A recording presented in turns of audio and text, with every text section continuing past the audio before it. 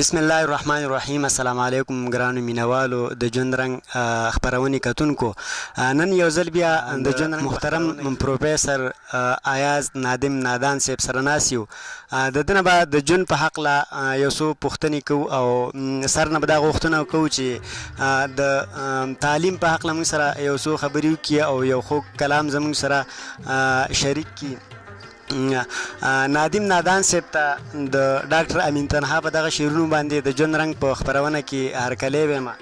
ډاکټر صاحب وایي چې زه د رنګونو محفلونو د سازونو سړی، زه د رنګونو محفلونو د سازونو سړی، زه د وهمونو نه آزاد د شرابونو سړی، او چې ستا د نورو اداګانو بلا څه نه شوي، چې ستا د نورو اداګانو بلا څه نه شوي، په یو خندا دې دمه کېږي د عمرونو سړی. مولا په دې نکته مې پوهه کړه لږ پویه نه یم، ایمان په څه وجه راوړي په کتابونو سړی. او تنها د مینې په مسلک به دې زړه څه خوږوم، تنها د مینې په مسلک به دې زړه څه خوږوم، د زړه له درده لیونی شي په دردونو سړی. سر تاسو ته په ادبي خپرونه ژوند رنګ کې ډېر دروند تود او پښتون هرکلی ویم. کتونکو سره به د ژوند په هکله او د ژوند د بنیادي ضروریاتو په هکله او د کلام په هکله څه شریک کړئ. ډېره مهرباني. خوشحاله اوسئ فضل خانه روره. د تعلیم باره کې تاسو خبره وکړه، نو تعلیم د هر معاشرې بنیادي چې کوم کردار دی د ترقۍ هغه تعلیم ادا کوي. د تعلیم نه بغیر چې کومه حقیقي تبدیلی د هغه نشي راتلی، او د اسلامي تعلیماتو چې کله موږ مشاهده وکړو نو د هغې نچوړ هم دا دی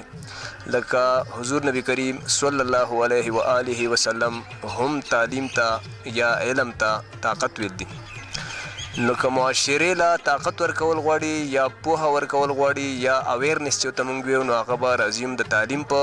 توسط سره، د قلم په توسط سره، او بالخصوص زمونږ پښتون معاشره چې نن سبا د ګوناګو مسایلو ښکار ده، نو هغې کې د تعلیم کمې یا نشوالی ډېر غټ یو خنډ دی. او دا خنډ چې کوم دی نو یوازې حکومتي سرپرستۍ منې نشي ختمېدی. که موږ من حیث القوم انډیویجولي یا انفرادي طور دې طرف ته مایل نه شو، نو ظاهره خبره ده چې موږ به نور هم وروستو پاتې شو د پرمختګ په دې منډه کې لکه څنګه چې موږ شاته پاتې شوي. جی سر د کلام په هکله به څه کتونکو ته شریک کړئ، څه به ووایئ؟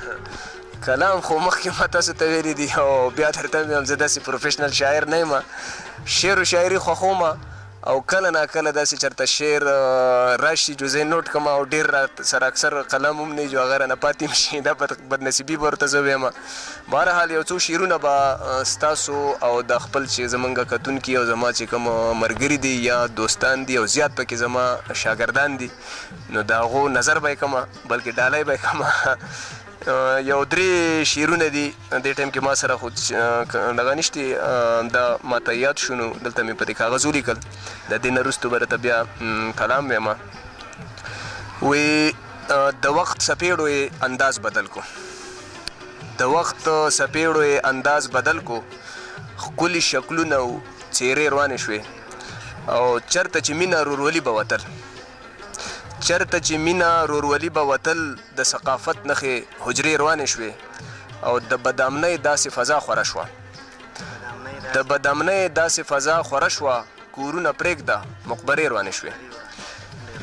مننه. دا بل یو کلام تاسو ته پیش خدمت دی. وی په غربت کې به خپل هم درنه بیزار شي، او مال چې راشي نو پردی به دې هم یار شي. په غربت کې به خپل هم درنه بیزار شي، مال چې راشي نو پردی به دې هم یار شي، او بخت چې وي نو بدبختي ورته لوی بخت شي، بخت چې وي نو بدبختي ورته لوی بخت شي، بدبخت دپاره تخت هم د ددار شي. بخت چې وي نو بدبختي ورته لوی بخت شي، بدبخت دپاره تخت هم د ددار شي، او ننګ ناموس او د حیا تمه تې مکه، ننګ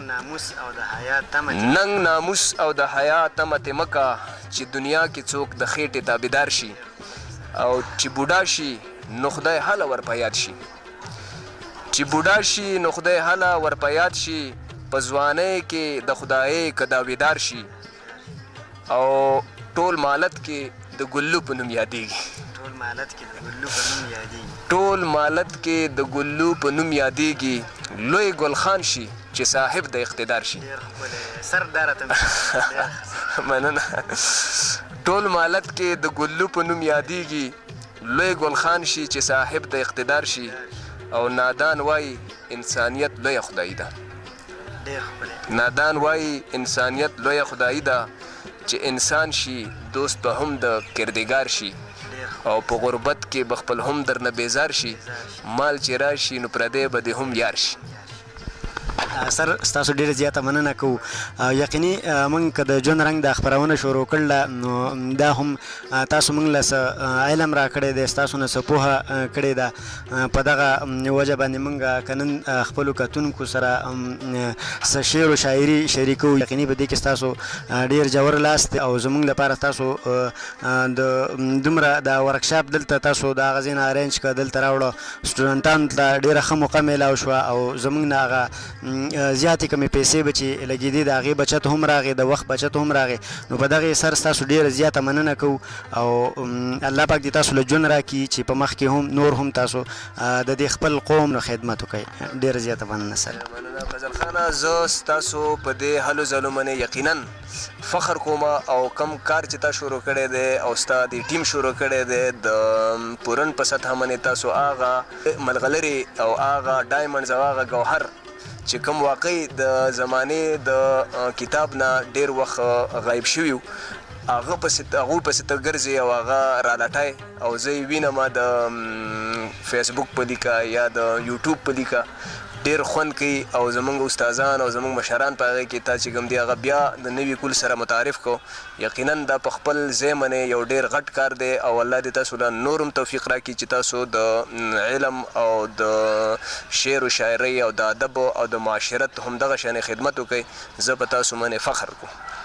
ډیره زیاته مننه سر تاسو ته او خپل ټولو مشرانو ته ژوند غواړو چې الله پاک دې تاسو له ډېر زیات ژوند راکړي